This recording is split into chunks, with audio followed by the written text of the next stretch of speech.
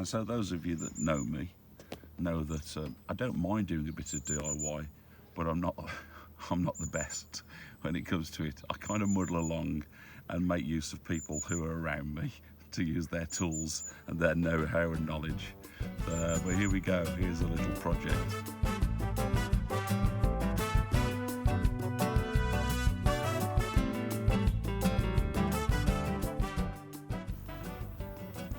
I've acquired this book from my mate Dave. So this is written as it needs to be for me in pretty much layman terms. So I should get along with that okay, I think. Well, I can read. I suppose that's the minimum requirement. I achieve that. We'll see how we get on with the tech. I acquired myself a 250 watt solar panel. Cost me 50 quid, mate of mine. It's only about 18 months old. And I'm going to stick it up on the top, about where that life ring is. There's the panel lying down flat. It's very windy today, so if I'm leaning it up against something on the towpath, it's dodgy. You can see there I've drilled a hole through the edge of the bracket, so the bracket will fit it, and same at this end, drilled a hole through there. So once I can get a bit of assistance, I'll get it lifted up onto the top. But yeah, but these are the two brackets, I've got those on.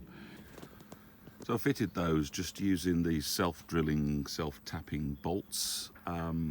John at the club put me onto those. Really easy actually, just take your time, you know, make sure you've got punched a hole there so that it gets a bite, and then just take your time.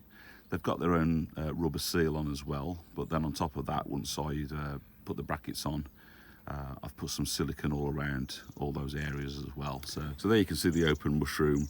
The cables are coming out of the panel at this end, so they're going to go down into the mushroom there, and then into the ceiling space, and then into the channel, and through to the cupboard where the control box is.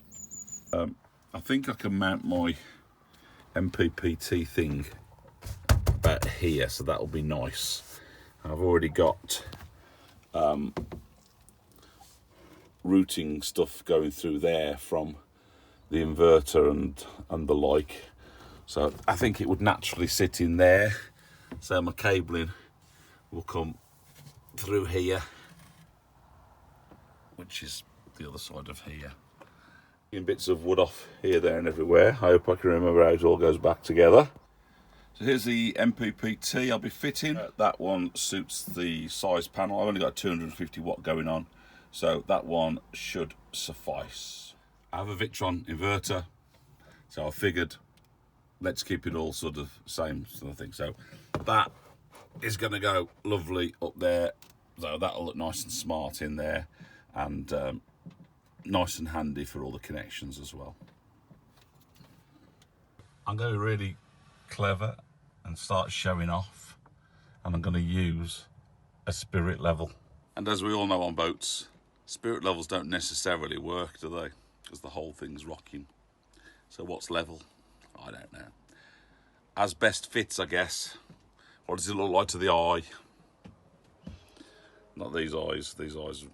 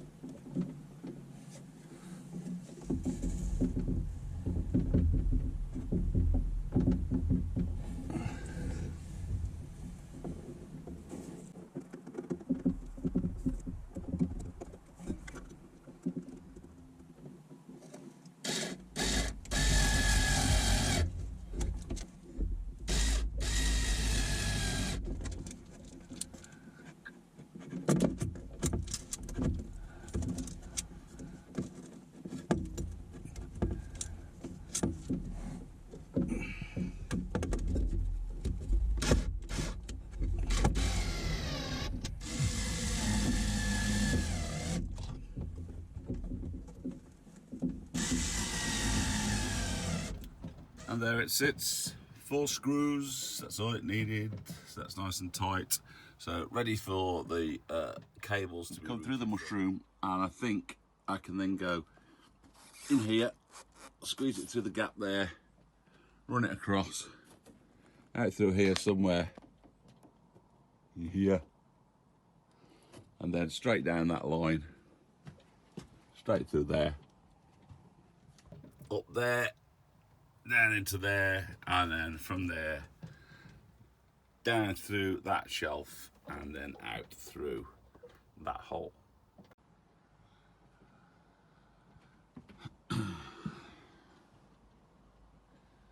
So the cable's coming through. Good. I could do with a little bit more.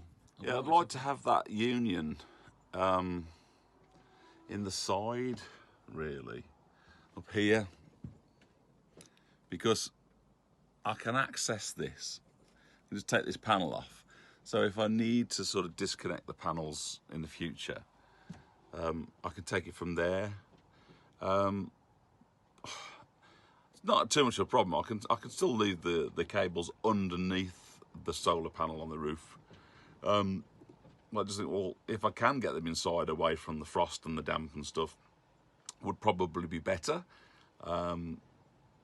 But I certainly don't want them stuck halfway across the ceiling, because there's no chance for me to service that. There's no chance for, you know, if there's an issue, I can't just change it. I've got to start stripping things out to try to get access to them. So that's a no-go. So they've either got to be long enough to come to this side section of my ceiling, or they've got to stay up underneath. Boom. So it's coming in through my mushroom and then disappearing into the ceiling through here.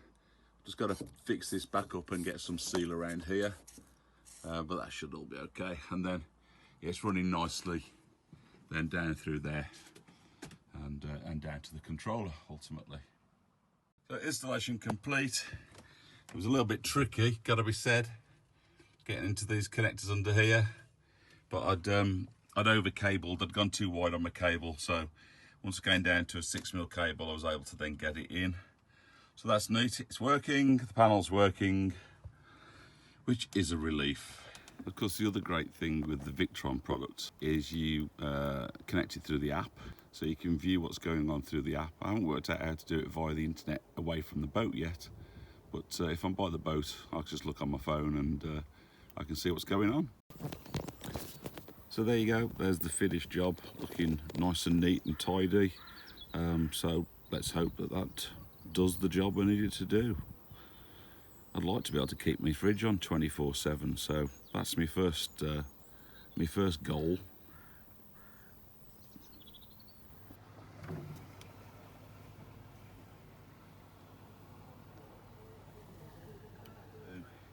And there's a fuse, inline fuse close to the battery. That's a 30 amp fuse. So I guess the project at some point is to tidy that spaghetti of cables up, but it's all working, so good. And so my plan to fit a third leisure didn't come to fruition. There's just not enough space here, and the depth there, I can't get it in.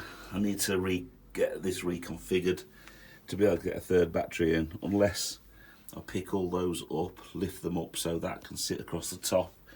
But then I'm going to lose access to pipes, and I think I'm better off just trying to shovel along everything if I can this way and just making more availability there. Plus I think I need to wait for these batteries to need replacing, and then I can buy 3, because this was from a mate, which works, it's fine, but I don't want to really mix and match batteries at different ages and stuff. So I'll just be patient on that, and all being well, I can increase my capacity at a later date. So I'm a few weeks further on now from fitting the solar, and it's absolutely brilliant. I wish I'd done it sooner. I had no issues since I've had the solar. Yes, the fridge does indeed work 24/7, and I did it for under 300 quid. I did it for about 250 quid, I think. So that's brilliant. I mean, yeah, I'd like to get that third leisure battery in at some point. But to be honest, I haven't, thought I'd needed it. Maybe come the winter, that when I perhaps need some extra capacity. But we'll look at the weather today; it's stunning. So, yeah, it's brilliant. Yes, somebody else had to do the final connections for me. Somebody else did that, and that's wise. I'm not I'm not great with many things, and certainly not electrics. So, but it's worth mentioning, if anybody else is out there that's doing it, you must always make sure that you connect the battery to the solar controller before you connect the panel to the solar controller. Otherwise, apparently you're going to hurt yourself. Something's going to go fizz bang and burn you at best. So be careful out there, and if you haven't got solar, get it, and you'll thank me for it. I know I'm a bit late to the party, but I've got nothing to stress about now. It was my only stress was the batteries. I guess I can be stressed about Mrs. L's general behaviour. That's a constant worry, and I'm always having to apologise for her and the like. But that's such is my lot. Do you know what I mean? I took that on. I knew what I was taking on at the time, and don't know. I'll get by.